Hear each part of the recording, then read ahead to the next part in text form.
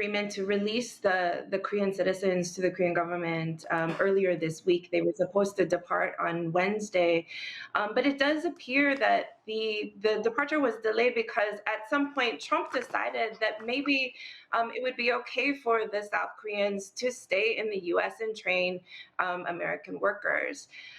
In the discussions between Marco Rubio and Cho Hyun, Foreign Minister Cho Hyun, Foreign Minister Cho mentioned that the South Koreans who have been at the facility are traumatized, right? They need some time to reflect on what happened, and so he preferred to take them home now and see if they'll come back again later in the future. But the future is really still uncertain as to what's going to happen. And it does seem that there is a recognition now within the administration, within the White House, that this issue of business visas, and especially for skilled workers, to set up the factories in order to actually implement these investments really is going to be a deal breaker going forward.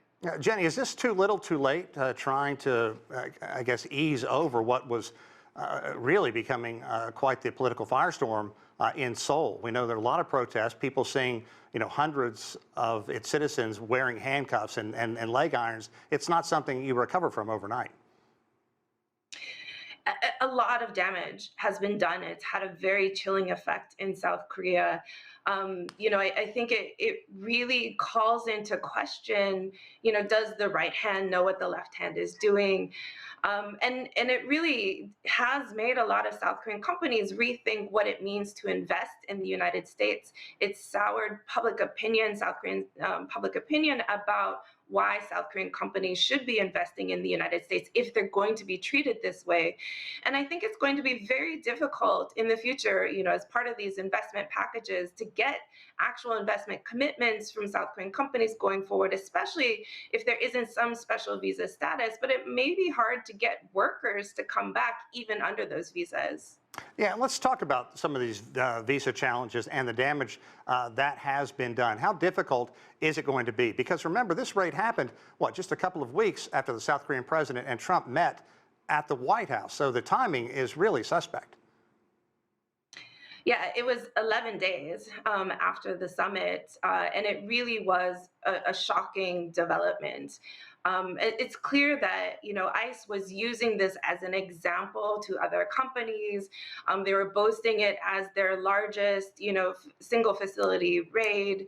But it's going to have much broader effects, not only on the South Korean psyche, which is right now very negative and very anti-American investment, but it's going to have a huge impact on American manufacturing in general, because the South Koreans are involved in a lot of the technical setup of the industrial bases of new industrial complexes that are going up in the U.S., and certainly is going to be a warning signal to other countries who have also been encouraged to invest in the United States of what these new challenges are going to be in trying to actually implement.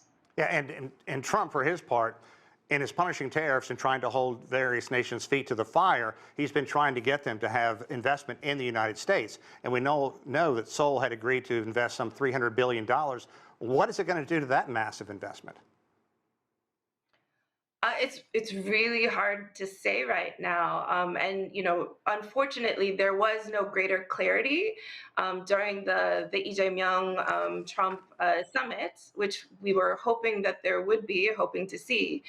And so for this to happen now, there was about $150 billion of investments, and that was committed through MOUs during Lee Jae-myung's visit to DC. I think a lot of those are going to be called into question as to whether those companies are still willing to do that. But this really, I think, brings to light to the Trump administration, to Trump himself, that if he's going to go out and lobby for investment in American manufacturing sectors, that there has to be some dialogue, some narrative, and some way to actually make that possible. Otherwise, we're just setting the whole system up for failure.